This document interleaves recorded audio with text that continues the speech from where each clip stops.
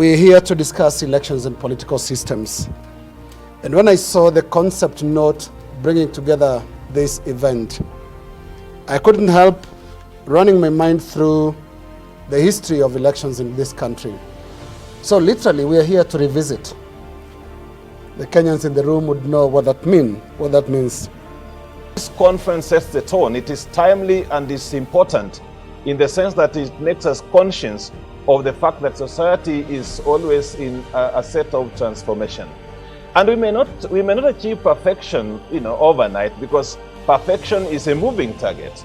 As you move closer, it moves higher. But what we are looking for is a way in which we can have systems that can address the fundamental questions that affect society.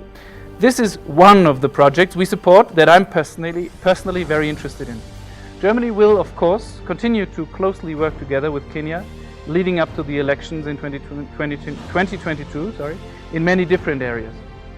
But this project to try and develop strategies on how to engage the Kenyan youth with their crucial role for the future of their country is one that I'm particularly glad we are supporting. It is the collective responsibility of the citizens in a modern state to ensure by all means necessary that its governments adhere to the rule of law, not just domestically but internationally. There are no bystanders. No one is entitled to a political exemption from such obligations. Where default occurs either by citizens' endorsement or official criminality or by the failure of citizens to effectively oppose it, liability is incurred by all. Elections only can take us so far in terms of providing for the citizen, which again is why we need to build the systems that can function independent of the politicians, so that the politicians act as mere drivers of this tract of ours, but the tract itself does the job in between elections. We need to think about how do we fix the political market so that it works better than it is working right now. Because electoral legitimacy, again, it's not just about having clean elections. It's also about thinking and believing that having clean elections will impact your life positively. And that's a problem that we have in Kenya, and increasingly it's a global problem. Right?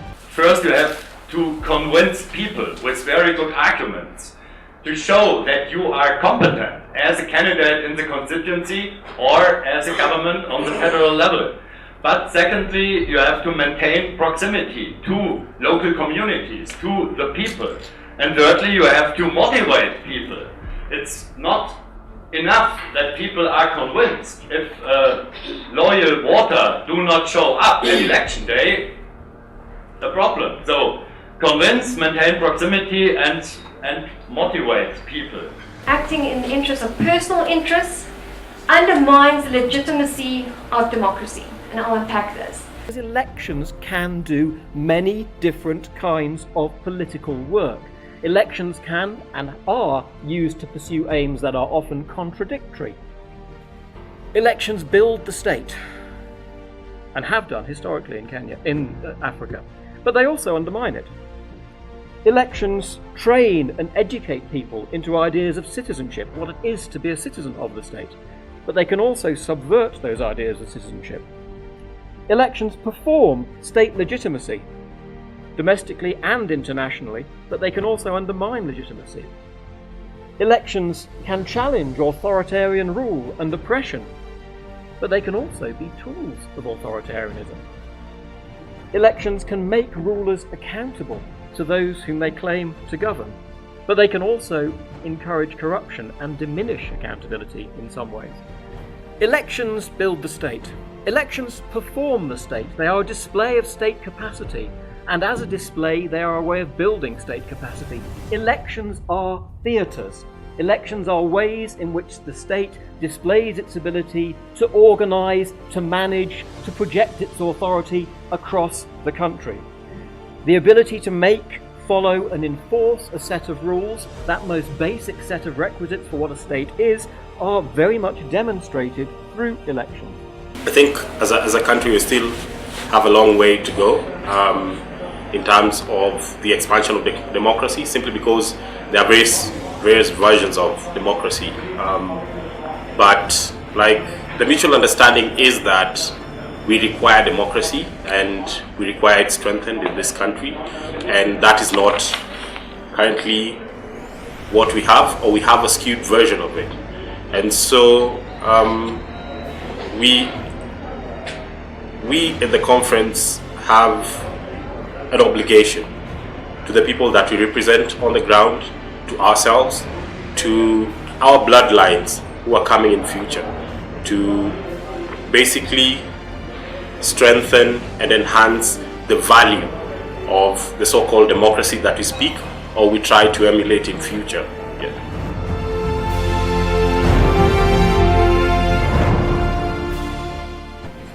The conference was very insightful because it brought to the surface the different perceptions people have about democracy, and it's very, very clear that people do not actually, most people do not believe in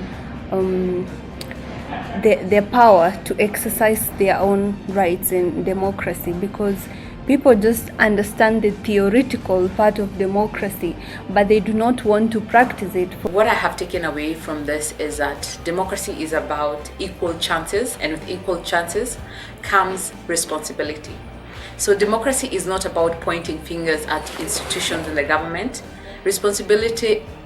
Democracy is a responsibility of every student, of every citizen. I have responsibility, you have responsibility, each one of us has got a democratic responsibility to this nation. And what is our responsibility?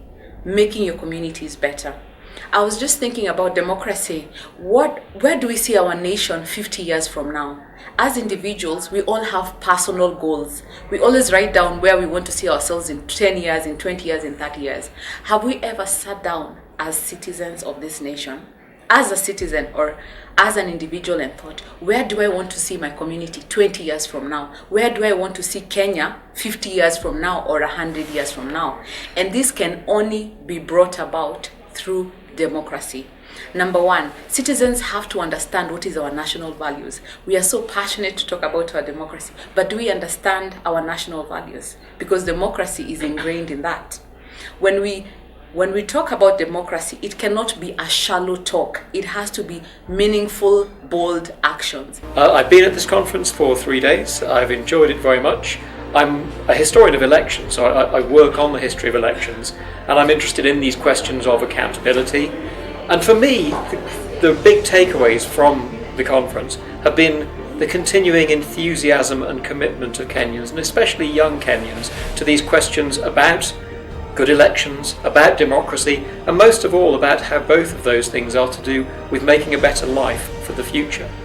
And I've been impressed, as I always am, in speaking with Kenyans, especially younger Kenyans, about their commitment to those things, about their sense that they do have a shared responsibility to the future of the country and to one another's well-being and future, and that how democracy works fundamentally is all about that. Democracy is about accountability of the government to its people, but it's also about people's accountability to one another, and about the responsibilities we all have to one another, for one another's well-being, and as well as for the government of the country.